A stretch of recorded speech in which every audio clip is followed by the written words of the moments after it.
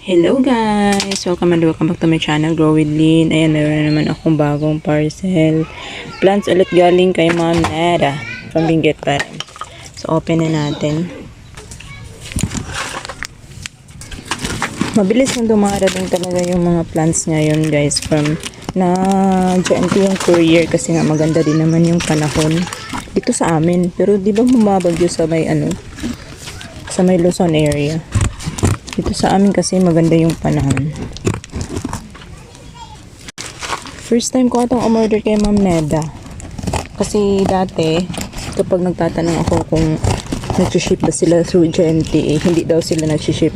Pero ngayon kasi marami na yung seller na nag-ship through GNT. Ayan, kaya mas less hassle sa akin ng umorder ng plants. Baliktad pa ata to. Matagal ko nang gustong umorder ng plants sa kanya guys, kaya lang yun na nga, hindi sila nag-ship through GNT. Kasi gusto ko yung plants niya, kasi malalago ba, yung mature na yung mga plants niya. Ayan, mayroon siyang name tag, Crested Moonstone. Alam nyo, namimiss ko yung Crested Moonstone kasi dati meron talaga ako yung first na nagko-collect ako ng mga succulents. Meron akong Crested Moonstone talaga. Tapos tumagal yun sa akin. Kaya nung nanganak or nagbuntis ako, parang ayoko sa plants. Ganun. Kaya pinabayaan ko or napabayaan ko. Tumaob yun guys. Tapos yun, tiningnan ko lang. Medyo mushy. Ay, hindi naman. Meron na siyang fungus. Ayan. Signs of fungus. Ayan. Gusto ko talaga si Crested Moonstone. Alam niyo ba, tinatry kong isave yung mga leaf propa ko nun. Pero, hindi din talaga kinaya. Naubos din. Yan. Ganyan gaganda si Crested Moonstone. Yan. Nagkaroon na rin ako sa wakas. Ayan, ang ganda. Ang ganda ng pagka-crested niya. Para na siyang punong kahoy, ano. Ayan, Tsaka yung kulay niya ba, ang ganda din. Nagpipink din talaga siya pag stress. Ayan siya. So, mura na to sa kanya, guys. Tapos, ganito na kalaki. Yun yung gusto ko sa kanya. Parang, yung gaya kay Ma'am Hurlitz na mga plants na malalago. Tapos, mura. Ayan.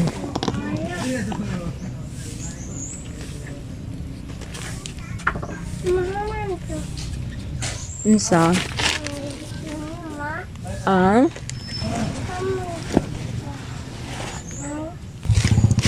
Yan, tingnan nyo naman kung gaano kalalaki yung mga balot niya.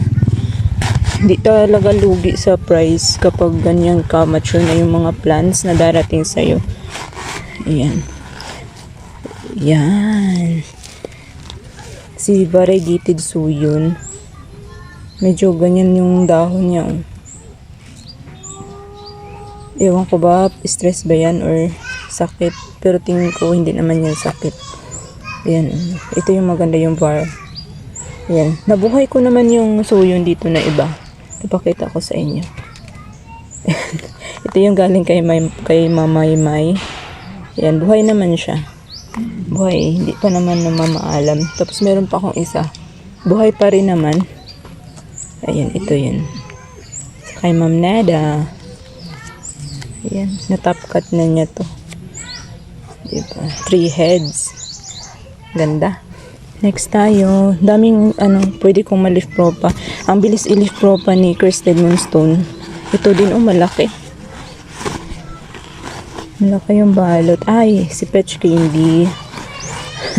Ito ngayon sabi ko, nakala ko wala akong in-order na Peach Candy kay Ma'am Trish. Tapos umorder pa ako sa kanya. Umorder pa ulit ako dito. Ayan, sobrang kapal. Mura din kasi guys, kaya nakakainganyo din talaga umorder. Tingnan nyo yan, daming heads. Mayroon pang mga maliliit na heads. Sino ba yung ayaw dyan? Diba? Kung ganyan sila ka flash.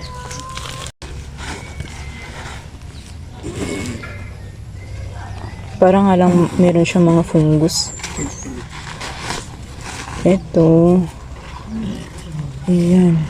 Ay, si Sphinx. Yan. Hindi ko alam kung magsusurvive to sa akin. Pero try ko lang. Ayan na siya. Pati kulay, hindi ko din alam kung kaya ko bang i-achieve yung ganyan din. Pili ko din hindi. Siguro sa ROS. Ayan, meron siya mga mashi na dahon. Matigas pa naman tanggalin, kaya hayaan na natin muna. At meron din siyang millibugs. Ayan. Ayan. Kailangan din i-spray. Pero yung galing kay ma'am, sino ba yon? Camille? Na may mga millibugs. Isang spray ko lang naman ng alcohol guys ay natanggal na agad. So baka ganun din to. Daming lagas na dahon. Clavatum. Ba't yung iba walang ID? Baka meron. Ay, meron naman pala ito. Hindi ko lang nakita. Si Sphinx.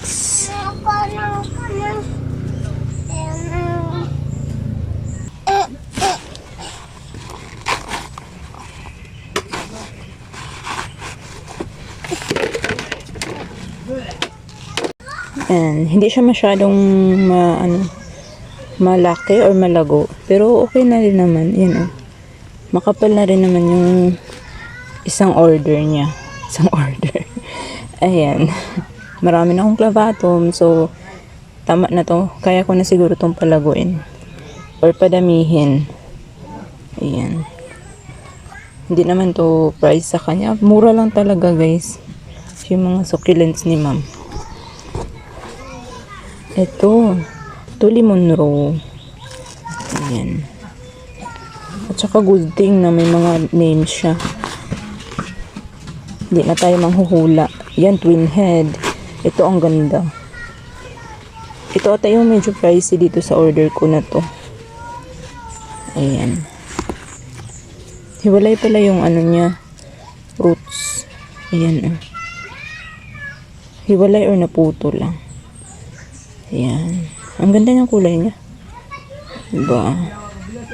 Wala na akong Monroe guys. Naubos na dito sa akin. Tulimanensis at saka Monroe. Ayan. Malaki na. Ang bilis lang nitong palakihin dito sa akin. Gaya ng mga Monroe ko dati. Bago ko naripat. Yung niripat ko kasi na maalam. Ayan. Si Dancing Bird.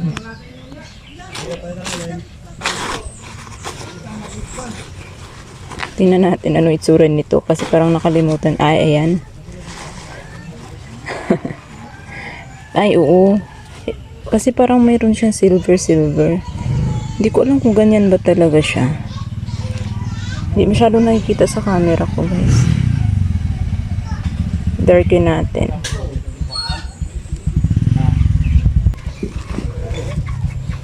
Hybrid Lovely Rose. Lagay natin yung names nila. Medyo basa siya, oh. Yung Sphinx din naman, medyo basa. Ayan. 4 na heads lang. Sobrang stress. Ayan siya.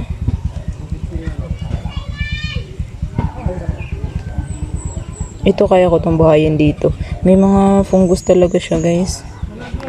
Ayan.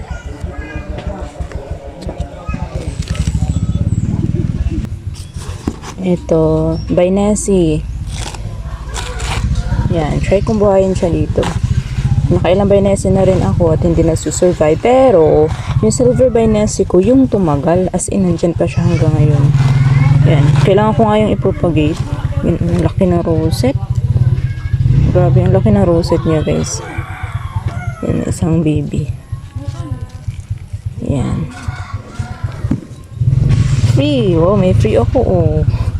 Yan, at least may free ako kahit isa lang. Wow, Jade. Wow. Sige, try natin buhayin. Kasi yung Jade ko naubos.